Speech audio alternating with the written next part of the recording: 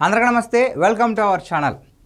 ఒక సినిమాని కష్టపడి రాసి మనం అనుకునే విధంగా సినిమాలు తీయడం ఒక వ్యక్తి అయితే, సినిమా పూర్తయిన తర్వాత రిలీజ్కి ముందు ఆ సినిమా గురించి ప్రజల్లోకి వెళ్ళాలి, ఒక కామన్ ఆడియన్ని థియేటర్ దాకా తీసుకెళ్ళాలి అంటే ప్రజెంట్ ప్రమోషన్స్ చాలా ముఖ్యం.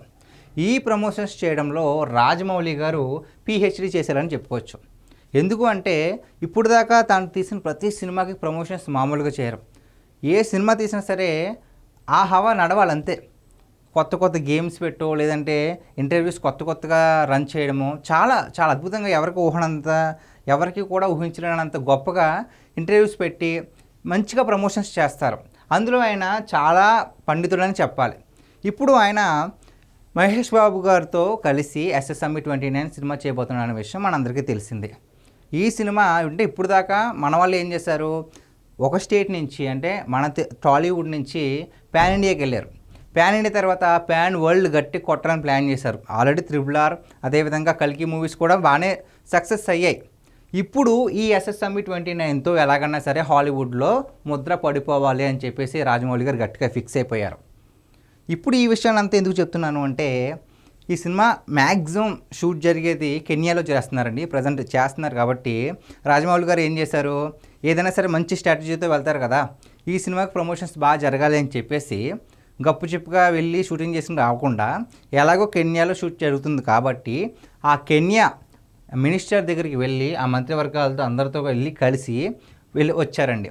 ఇప్పుడు ఈ విషయం సోషల్ మీడియాలో బాగా వైరల్ అవుతుంది. అంటే మన తెలుగు వాళ్ళు అక్కడ దాకా వెళ్ళి ఆ సినిమా గురించి ఎక్స్ప్లెయిన్ చేయడం అంటే మామూలు విషయం కాదు. అదొక ఎత్తు అయితే, ఇప్పుడు చూసారు కదా వీళ్ళందరితో కూడా కలిసి మంచిగా మాట్లాడి, అంటే ఈయనేమనుకున్నారంటే సినిమా కెన్యాలో తీస్తున్నాం, ఎలాగన్నా సరే మన దేశంతో పాటు వివిధ దేశాల్లో కూడా రిలీజ్ చేస్తున్నాం కాబట్టి ఈ ప్రమోషన్ చాలా ముఖ్యమని చెప్పేసి ఈ ప్లాన్తో రాజమౌళి గారు ఆయన కలవడం జరిగింది. సో ఇక్కడ దాకా ఒక ఎత్తు అయితే, ఈయన ఎవరైతే ఉన్నారో ముసాలియా ముదావడి ఆయన కెన్యా మంత్రి, అంటే కెన్యాకి సంబంధించిన మినిస్టర్ ఒక ఆయన అనమాట. ఆయన ఈ సినిమా గురించి కలిసిన తర్వాత ఒక పెద్ద పోస్ట్ పెట్టడం జరిగింది. ఈ పోస్ట్లో ఏం చెప్పారు అంటే, ఒక మంచి డైరెక్టర్ రాజమౌళి గారు కలవడం చాలా హ్యాపీగా ఉంది, అంతేకాకుండా రాజమౌళి గారు ఏ సినిమా తీసినా సరే చాలా బాగుంటుంది, మంచి ఇంపాక్ట్ ఉంటుందని చెప్పి రాజమౌళి గారి గురించి అంతే ఒక మంచి అప్డేట్ అయితే ఈ సినిమా గురించి ఏం అప్డేట్ ఇచ్చారంటే, ఈ సినిమా దాదాపు 95% కెన్యాలోనే జరుగుతుంది, ఒక 2 సాంగ్లు కూడా ఉండబోతున్నాయి అనే విషయం కూడా మనకు బయటకు వస్తుంది. అదే కాకుండా 120 దేశాలకు పైగా ఈ సినిమాని రిలీజ్ చేయబోతున్నారు రాజమౌళి గారు.